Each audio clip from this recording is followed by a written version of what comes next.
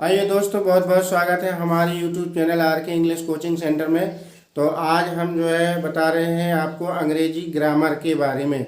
जैसा कि अभी आपके एग्ज़ाम जो है समाप्त हुए हाई स्कूल इंटर के, और जो एग्ज़ाम दे के क्वालिफाई होंगे और वो 10 से 11 में पहुंचेंगे, और जो 11 वाले हैं 12 में, 12 वाले अपने आगे प्रोग्रेसिंग करेंगे। तो यहाँ पे क्या है कि जो 9, 10, 11, 12 यानी कि हम 6, 7, 8 से भी लेते हैं, लेकिन 9, 10, 11, 12 इनके लिए हम ग्रामर के जो है कुछ ना कुछ टॉपिक बताते रहते हैं। तो हम एक नई शुरुआत कर रहे हैं आज से, कि जो है आप जो बच्चे पढ़ने वाले हैं और यूट्यूब से पढ़ाई करते हैं, तो ग्रामर का पोर्शन है। और सबसे पहले हम जो है ग्रामर में जो है लेते हैं टेंस, यानी कि अनुवाद कैसे किया जाता है, ट्रांसलेशन कैसे करते हैं, तो उसमें टेंस को पढ़ना पड़ता है और टेंस की शुरुआत हम करते हैं।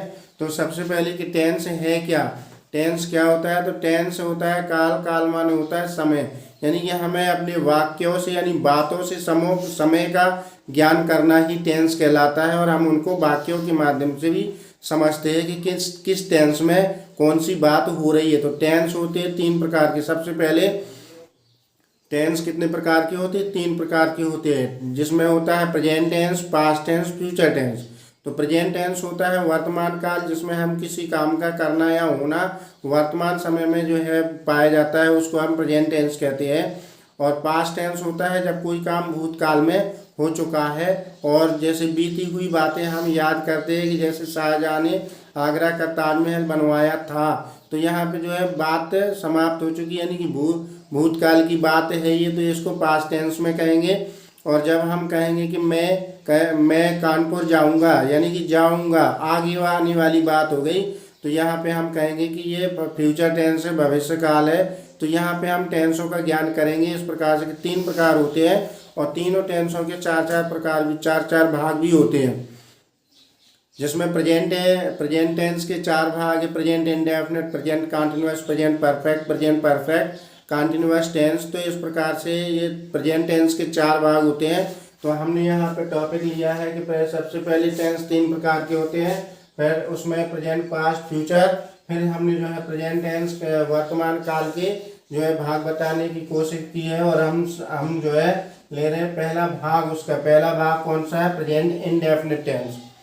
तो प्रेजेंट इंडेफिनिट टेंस में हम देखते हैं कि जो प्रेजेंट इंडेफिनिट टेंस में उसकी पहचान क्या है। सबसे पहले क्या है, किसी व्यक्ति की आप जो है पहचान या परिचय प्राप्त करते हैं। तो इसी प्रकार से हमने यहाँ पे टेंस का परिचय हम प्राप्त करने के लिए हमने देखिए कि यहाँ पे लिखा हुआ है प्रेजेंट इंडेफिनिट टेंस, यानी कि पहचान है कि जिन वाक्यों के अंत में ता है, ती है, ते है, ताऊं आदि शब्द आते हैं, प्रेजेंट इंडेफिनिट टेंस कहते हैं।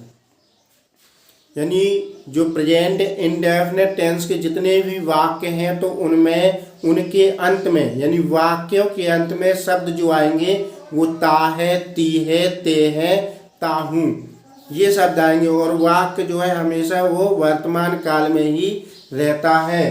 तो यहाँ पे ये पहचान है। इसके बाद हमने इसका रूल नंबर 1 लिया है, क्योंकि इसके जो नियम है तो 1 बाय 1 हम पढ़ेंगे। तो रूल नंबर 1 है सबसे पहले, लेकिन ये वाला ज़्यादातर बुकों में नहीं दिया होता है, और दिया भी होता है, लेकिन हम अपनी तरफ से ये बता रहे हैं कि यहाँ पे जो पहला नियम है रूल नंबर 1, यानी कि वाक्यों के अंत में आने वाले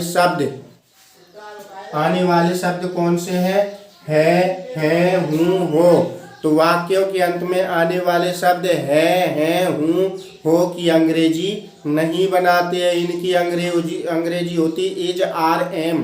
तो इनकी अंग्रेजी यहाँ पर नहीं बनाना है। ये रूल नंबर 1 है कि वाक्यों के अंत में आने वाले शब्द है, हूँ, हो की अंग्रेजी नहीं बनाते हैं। इसका रूल नंबर 2 है कि एक वचन कर्ता यानी कि सिंगुलर नंबर सब्जेक्ट जो होता है, उसमें आते ही, सी, इट, नेम। ही माने हुआ है, सी माने हुआ है स्त्री के लिए यूज किया गया, इट निर्जीव वस्तुओं के लिए, और यहाँ पे नेम माने होता है नाम, किसी का भी नाम होगा, और वो भी सिंगुलर में होगा, यानी कि एक में होगा, एक व्यक्ति होगा उसमें। तो यहाँ पे यानी कि एक वचन कर्ता ही, सी, इट, नेम के साथ क्रिया के अंत में एस या ई एस अवश्य लगाते हैं। एस या ई एस अवश्य लगाते हैं।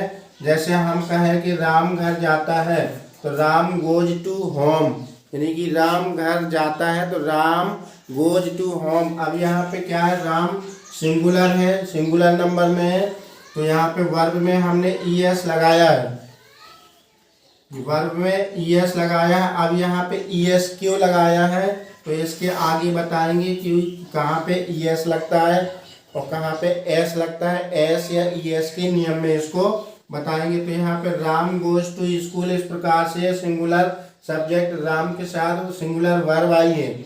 आपने एक चीज़ और पढ़ी होगी कि सिंगुलर नहीं पढ़ी होगी तो बता दे रहे हैं कि सब्जेक्ट वर्ब एग्रीमेंट, यानी कि सब्जेक्ट वर्ब एग्रीमेंट क्या होता है कि किस कर्ता के साथ कौन सी क्रिया आती है। तो यहाँ पे देखिए सिंगुलर सब्जेक्ट है तो सिंगुलर वर्ब आई है, यानी कि एस या एस लगेगा। इसके बाद रूल नंबर 3 है कि प्लूरल नंबर सब्जेक्ट होते हैं आई यू वी दे, और उसमें जो बच्चे होते हैं या स्टूडेंट्स होते हैं या कोई भी काम करने वाला व्यक्ति होता है तो उसमें वो अधिक मात्रा में एक से अधिक होंगे तो वहाँ पे प्लूरल होंगे, यानी प्लूरल सब्जेक्ट में आएगा। तो plural subject I you we they के साथ वर्ब में एस एस नहीं लगाएंगे। प्लूरल नंबर सब्जेक्ट है, यानी कि जैसे देखिए हमने लिखा है कि मैं घर जाता हूँ, तो यहाँ पे हम केवल क्रिया की फर्स्ट फॉर्म का ही यूज करेंगे, यहाँ पे एस एस नहीं लगेगा, क्योंकि यहाँ पे आई के साथ आई किसका है, प्लूरल नंबर है, तो आई गो टू होम। ये यहाँ पे ये ऐसा भी हो सकता था कि तुम घर जाते हो तो यू गो टू होम, वे घर जाते हैं दे गो टू होम, तो वे स्कूल जाते हैं दे गो टू स्कूल। तो इस प्रकार से यानी कि सिंगुलर सब्जेक्ट है तो सिंगुलर वर्ब आएगी, प्लूरल सब्जेक्ट है तो प्लूरल वर्ब आएगी। तो इस प्रकार से हमने ये आपको 3 नियम बताए हैं। इसके बाद आगे नियम बताएंगे एस या एस, यानी किस प्रकार से हम एस या एस का नियम क्या है उसके बारे में बताएंगे।